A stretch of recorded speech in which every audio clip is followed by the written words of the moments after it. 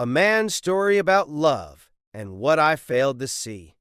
I used to believe that love meant being there physically, financially, reliably. I thought if I stayed loyal, if I showed up, if I never left, that was enough. I did not understand that you can stay and still be emotionally absent. When we first got together, everything felt simple. She was calm, she was kind, she believed in us. I liked the way she trusted me, I liked the way she looked at me, like I was safe. Over time, I got comfortable, and comfort slowly turned into distance. I stopped asking deeper questions. Noticing small changes. I did not do anything wrong, but I also did not do enough. She would tell me about her day, and I would hear her, but I would not really listen. I thought presence meant being in the same room. I did not realize presence means attention. There were moments when she needed reassurance, moments when she needed to feel chosen, moments when she needed words, and I gave her silence. Not because I did not care, but because I assumed she knew. That assumption cost me everything. I believed love was stable. I believed once feelings were there, they stayed. I did not understand that love needs maintenance. Just like trust, just like connection. She tried to talk, she tried to explain, she tried to be patient, and I misunderstood her effort as criticism.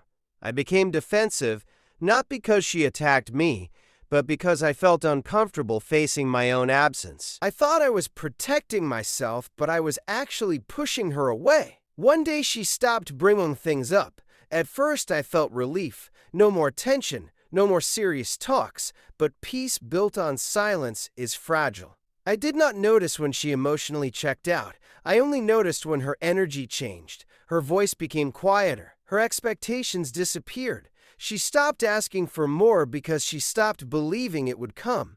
People do not leave when they are angry. They leave when they feel hopeless. The day she told me she was done, I felt myself infected. A long time. That sentence hit me harder than any argument. I realized she had been grieving the relationship. While I was still comfortable inside it, I wanted to fix things. I wanted to talk. I wanted to try, but timing matters. You cannot ignore a problem for months and expect one conversation to heal it after she left. The silence felt different. It was not peaceful anymore. It was heavy. I replayed moments. I dismissed conversations. I avoided signals. I ignored. I finally understood what she was asking for. When she was no longer there to ask, loss teaches clarity, but clarity often comes too late. I learned that love is not proven by staying, it is proven by showing up emotionally.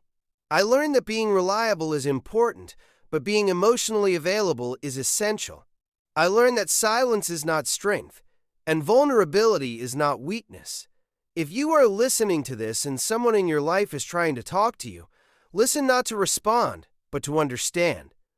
Do not wait until comfort turns into regret, because some people do not leave because they stopped loving you.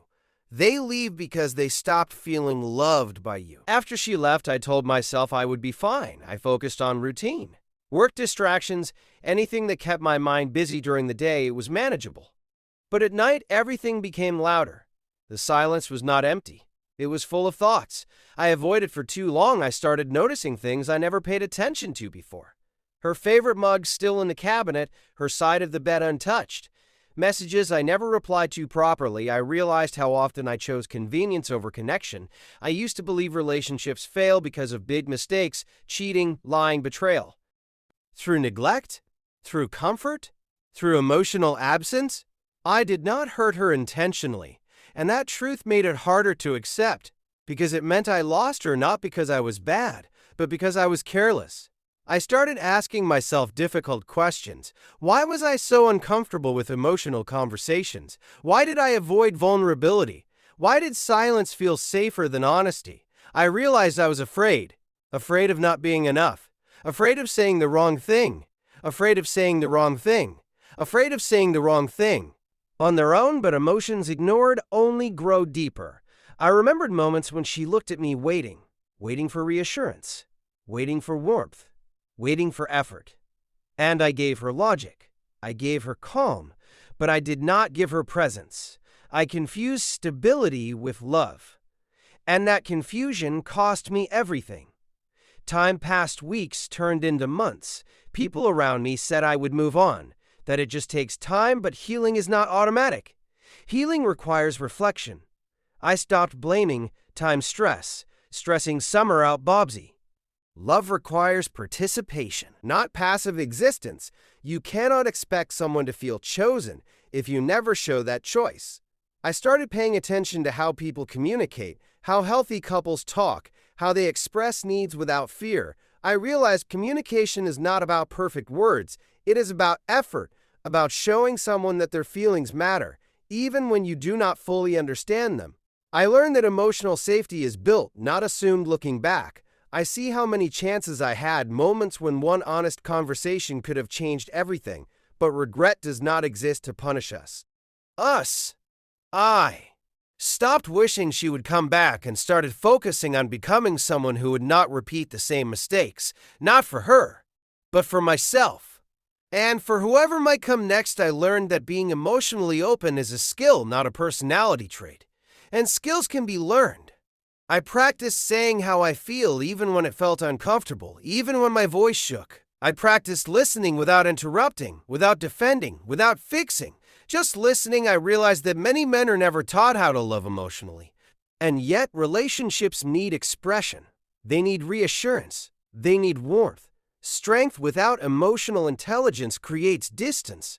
I am not proud of how I learned these lessons, but I am grateful that I learned them at all. Some people go their entire lives repeating the same patterns, losing good people without ever understanding why. If you are listening to this and you recognize yourself in my story, do not wait. Do not assume silence is harmless. Do not assume love is obvious. If someone in your life asks for connection, that is not weakness. That is true for connection. It is broken. Apologies are rarely enough. Love does not end loudly. It fades quietly, through moments we ignore, through words we never say. And by the time we realize what is happening, the distance is already too great.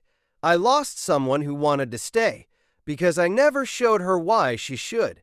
That truth stays with me, not as a punishment, but as a reminder. Love is not maintained by intention. It is maintained by action. Every day, in small moments, in simple words. And if you still have the chance, take it, because not every lesson gives you a second opportunity.